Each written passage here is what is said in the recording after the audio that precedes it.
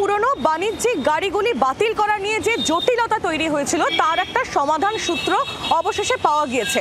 বছরে দুবার করে ফিটনেস সার্টিফিকেট টেস্ট করাতে হবে, আর সেই পরীক্ষায় পাশ করে গেলেই এই বাস বা সেই গাড়িগুলি, পণ্যবাহী গাড়িগুলি রাস্তায় চলতে পারবে। তার জন্য বয়স আর কোনো বাধা হয়ে দাঁড়াবে না। ইতিমধ্যেই পরিবহন দফতরের সঙ্গে এই সমাধান সূত্রতে এসেছে বাস মালিক সংগঠনগুলি।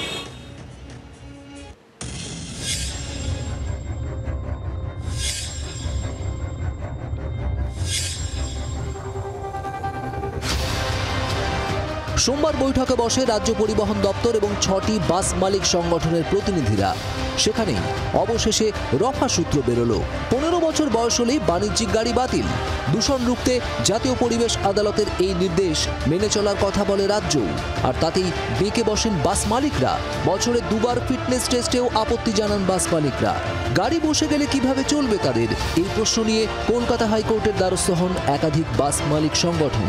কলকাতা হাইকোর্টও রাজ্যকে মামলাকারী অর্থাৎ বাস মালিকদের সঙ্গে বসে এ বিষয়ে সমাধান সূত্র খোঁজার পরামর্শ দেয়। সোমবারের বৈঠকের পর স্থির হয়েছে বছরে দুবার সার্টিফিকেট অফ ফিটনেস এবং দূষণ সংক্রান্ত পরীক্ষা দেবে সব বাস। পরীক্ষায় পাশ করতে না পারলে তবেই বাতিল হবে সেই বাস। প্রতিটি ফিটনেস সার্টিফিকেটের মেয়াদ হবে 6 মাস। গাড়ির স্বাস্থ্য সংক্রান্ত এই সিএফ পরীক্ষায় বাস পিছু খরচ হবে 12,500 টাকা।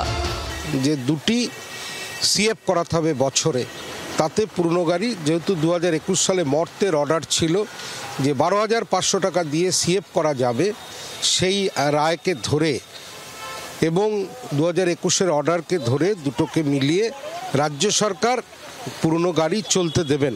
সবটা বিবেচনা করেই যাতে বাসগুলো বসে না যায়, যাত্রী সাধারণ যাতে গণপরিবহন ব্যবস্থায় তার পরিষেবা পেতে কোনো বিঘ্ন না ঘটে, তাই রাজ্য সরকার বাস মালিক পক্ষেই ছিল এবং আমরা সেটা কোর্টের একটা সমর্থন পেয়ে আমরা সেই ধরনের ব্যবস্থা নিয়েছি। কলকাতার রাস্তায় যে সমস্ত গাড়ি বসে যাওয়ার আশঙ্কা তৈরি হয়েছিল, সেই আশঙ্কা এই মুহূর্তে আর থাকছে না।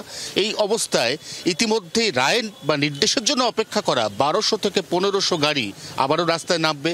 নিঃসন্দেহে যেভাবে গণপরিবহন বিপর্যস্ত হয়ে যাওয়ার আশঙ্কা ছিল, তা এই মুহূর্তে অমূলক বলেই মনে করছে ওয়াকিবহাল মহল। জি 24 ঘন্টার জন্য ক্যামেরায় তরুণের সঙ্গে অয়ন, কলকাতা। বাংলার আওয়াজ, বাঙালির আবেগ, জি 24 ঘন্টা।